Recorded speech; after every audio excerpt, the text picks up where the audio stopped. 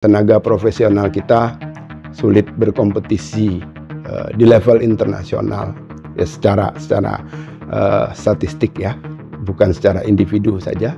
Ya tentu saja ya, kita sebagai bangsa tertinggal dan sebagainya.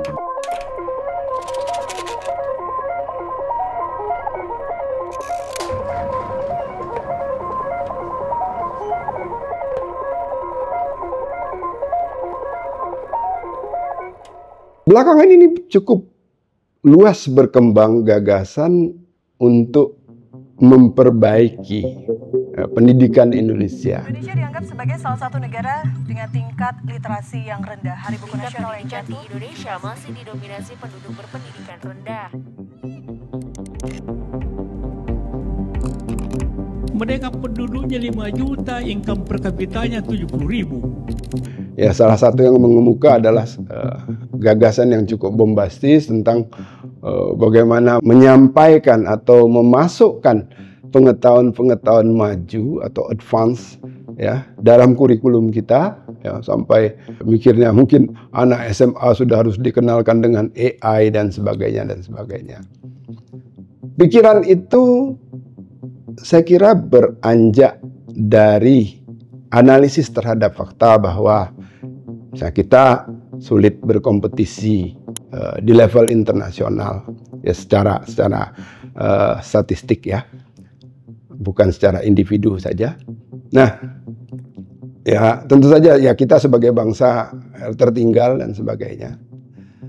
Nah, pertanyaannya, apakah kita itu begitu?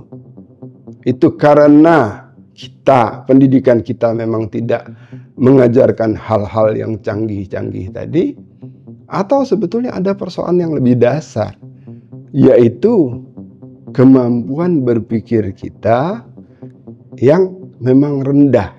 Artinya kita akan berada dalam persimpangan penting dalam perumusan kebijakan pendidikan kita.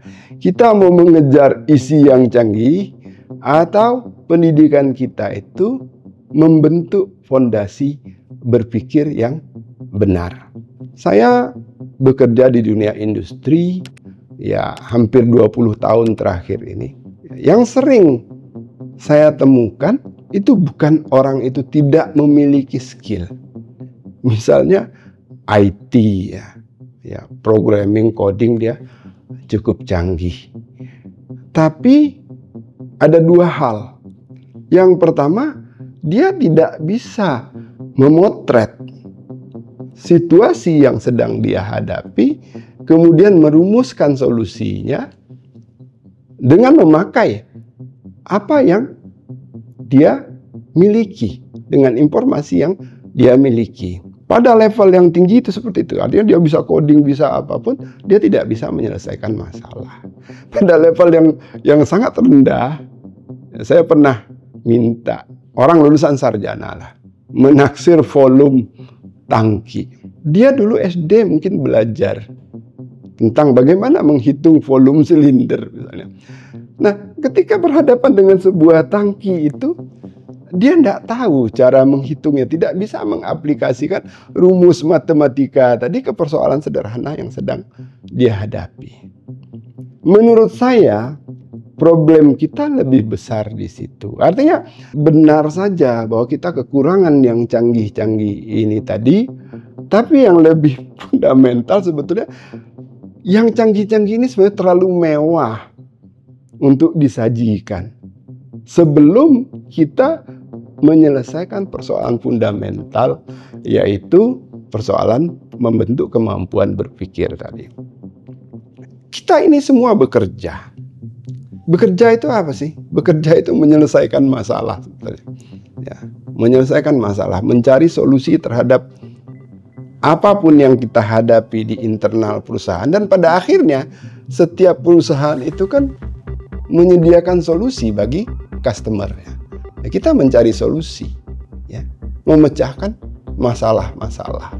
Urutan logika penyelesaian masalah ini yang seringkali masih gagal diimplementasikan, gagal dipraktekkan. Ya, termasuk kebiasaan-kebiasaannya. Contoh sederhana, ketika kita mengatakan, oh mesin ini rusak. Yang pertama, metode ilmiah menuntut kita menjelaskan dulu fakta-fakta tentang gejala yang kita amati pada mesin itu. Nah, seringkali orang tidak mau bersusah payah menggali fakta tentang gejala yang membuat tadi mesin itu bisa dikatakan rusak. Dia lebih ingin cepat menyimpulkan, oh ini rusak, rusaknya di sini. Padahal ada langkah yang harus dia lakukan lagi. Setelah mengumpulkan fakta tadi, ya, dia menganalisa hubungan antara fakta itu, kemudian mencari sebab kenapa fakta itu terjadi. Barulah dia bisa merumuskan solusi. Nah, orang lagi-lagi ingin mencari jalan pintas, oh ini begini aja, cepat saja. Itu artinya dia tidak membangun metode ilmiah. Ya, tidak membangun metode berpikir ilmiah, tidak menggunakannya untuk menyelesaikan masalah yang sedang dia hadapi. Contoh lain adalah dalam sains itu ada yang dikenal dengan istilah simulasi. Ya, kalau dalam bahasa manajemen, thinking twice. Jadi kata Stephen Covey, everything is created twice. First, it is created mentally, and then physically. Nah, ini pun sebetulnya cara berpikir ilmiah, cara berpikir sains. Sains itu memulai segala sesuatu dari skala kecil di ruang eksperimen, kemudian direfleksikan pada skala yang lebih besar. Industri mengenal istilah skala lab, kemudian skala produksi massal. Itu bahkan stepnya bisa jauh lebih banyak dari itu. Artinya apa? Kita sebenarnya dituntut untuk berpikir dulu sebelum bertindak. Yang kita pikirkan itu biasanya kita tuangkanlah dalam bentuk rencana. Nah, ini problem juga. Ya, orang paling malas membuat rencana. Ya, jalani aja dulu kita. Sehingga banyak hal yang sebetulnya kegagalan yang bisa diantisipasi itu tidak diantisipasi. Kepentok di lapangan pada saat prosesnya sudah berjalan panjang, biaya sudah muncul, nah, kemudian oh ternyata ini gagal, coba lagi. Mengira bahwa proses perencanaan itu menghabiskan waktu, celakanya tanpa rencana justru menghabiskan lebih banyak waktu. Selain itu, berpikir logis, berpikir saintifik, ini juga terkait dengan komunikasi. Kita berada dalam satu sistem yang harus dijalankan secara logis. Mesin itu logis. Ya, reaksi kimia itu logis. Ya, sistem manajemen itu logis. Maka cara komunikasi yang laku di situ adalah komunikasi yang logis. Nah, kita sering gagal, pekerja-pekerja kita sering gagal meramu fakta-fakta tadi untuk disusun dalam satu rangkaian pesan yang bisa dicerna pihak lawan. Nah, dalam hal ini pihak lawan adalah orang yang berpikir logis. Ketika ada orang di sini berpikir tidak logis, ya tidak membuat urutan yang logis terhadap apa yang akan dia jelaskan, maka pihak sana akan gagal untuk memahaminya.